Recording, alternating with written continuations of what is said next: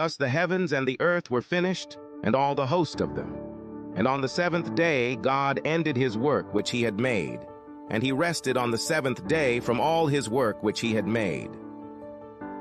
And God blessed the seventh day and sanctified it, because that in it he had rested from all his work which God created and made. These are the generations of the heavens and of the earth when they were created, in the day that the Lord God made the earth and the heavens.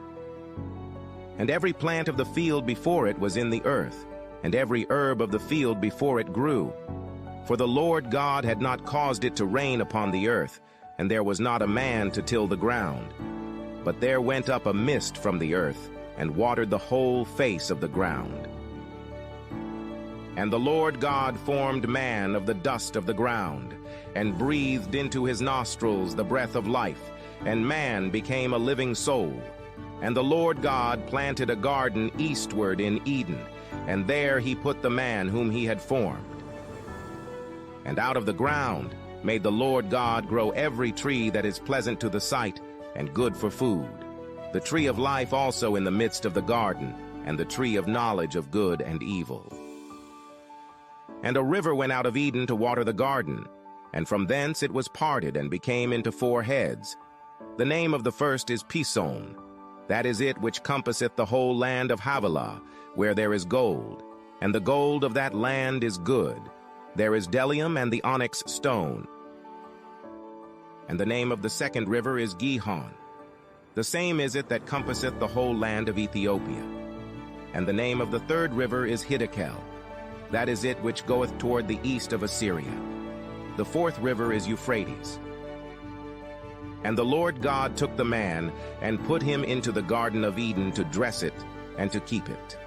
And the Lord God commanded the man, saying, Of every tree of the garden thou mayest freely eat, but of the tree of the knowledge of good and evil thou shalt not eat of it.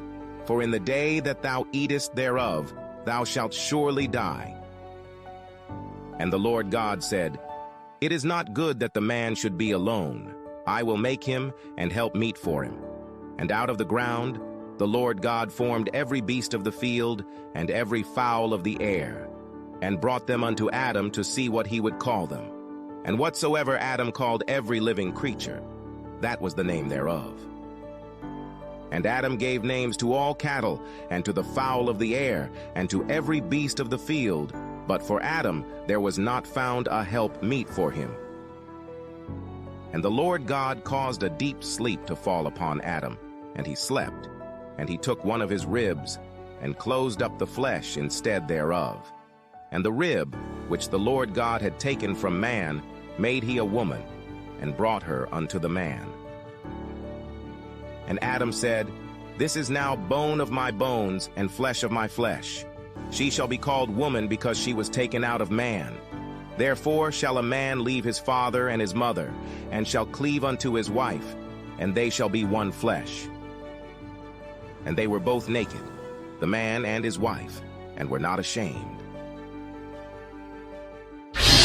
All right, everybody, welcome back. So you asked for it, and we're diving in, Genesis 2. It's a big one. It is. It's a rich text. Yeah, and we're going deep on this one. We're not just doing the basic Sunday school rundown. Right. We're really trying to unpack some of the cool stuff that's below the surface. We want to look at creation, humanity, all the big questions. Absolutely. And thankfully, I've got our expert here who's going to help us make sense of it all. Happy to be here. So Genesis 2, right? It starts off, God's creating the world. We all know the story.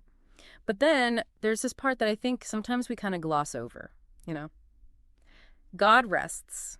He takes the seventh day, and he chills out. Why is that important? It's like a small detail. Well, it seems like a small detail, but it's actually huge.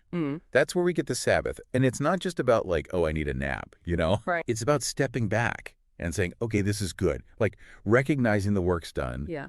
And there's value in appreciating that. Okay. And yeah, I mean, how often do we do that today? It's always go, go, go, hustle culture. Oh, tell me about it. Right, Yeah. but Genesis is like, no, take a pause. Yeah. I mean, if God can do it, Exactly. we should probably figure it out too. It's like permission to just breathe for a second. It is. Okay, so we've got God resting, but then what about us? Adam enters the picture, and he's made from dust, But then God breathes life into him, two-parter. What's the deal with that? Why not just poof, there's a guy? Right, it's deliberate. We share that dust with everything else on Earth. Okay. But that breath, Yeah. that's what makes this different. It's like there's a soul there, a connection to something bigger. So it's more than just like being a living being. Yeah, it's about consciousness, that spark of the divine. And that changes how we think about each other, right? Okay, yeah. Like our worth isn't tied to what we do, but to simply being. I like that. Okay, so now the Garden of Eden, paradise. But there's that tree, the tree of knowledge. Why even put it in there? Why give us a choice to mess it all up? Well, because without choice, we're just robots, right? Yeah. That tree, it's about free will. God could have made us obedient puppets, but instead, we get to decide. Even if it means we blow it. Exactly.